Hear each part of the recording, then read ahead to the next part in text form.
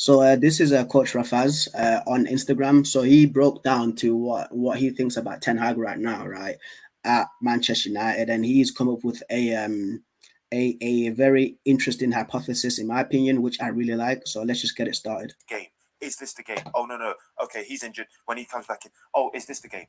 It's just never happening. There is no clear identity. There is no formula. And that is because this is the final conclusion, ladies and gentlemen. And that is because Erik Ten Hag relies on player ability. If the players are good enough, he is good enough. If the player Right. not performing just like Casemiro with the first 2 goals and his overall performance, then he's not performing because he gives the players too much responsibility rather than saying, you know what, I need to have this structure for them to be able to play well. And that in itself is the difference between the elite managers and the good managers. Right there, that is the difference. If you look at that Ajax team and the way Frenkie de Jong would drop very deep and receive the ball and do those amazing pirouettes away from pressure to make things happen, that's not Erik Ten Hag teaching Frenkie de Jong. That's just the way Frenkie de Jong is as a player. So Erik Ten Hag has said, you know what, if you're happy to do that, you do it, no problem. If you look at Ziyech's ability to hit those balls into the far post or take those shots on goal or cut in and play those combinations with Donny van de Beek, that's those players. That's the combination play between the players.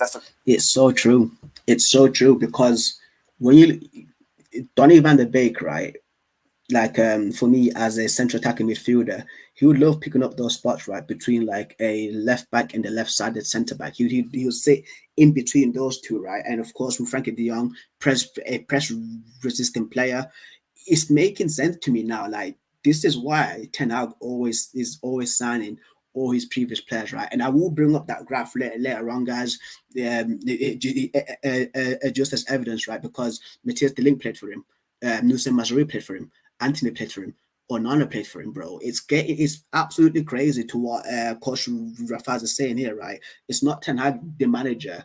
That's great. It's the individual players that are absolutely good because he hit right. That Ajax, it's making so much sense to me. That Ajax team, right, in 2019, like he hit an absolute gold man, right, in those individual players because like Daily Blind as well, he's decent on the ball. Dusan Tadic, an absolute magician, bro, in that central attacking midfield, the centre forward spot, bro. There's a Clausen too, bro. Like it's crazy. Neres as well, like he was a young up and coming winger there with so much confidence, bro. I think right now Neres is at Napoli, dude.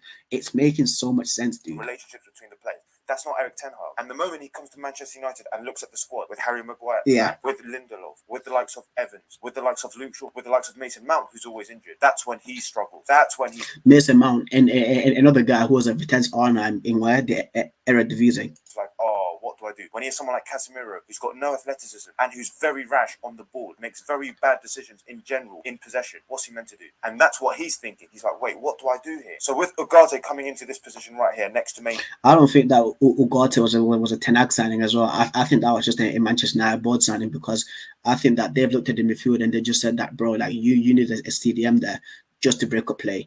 Just to break up play because you can't rely on Ten Hag. We don't think that Sofyan Amrabat is good enough for Manchester United. So here's Ugarte, bro.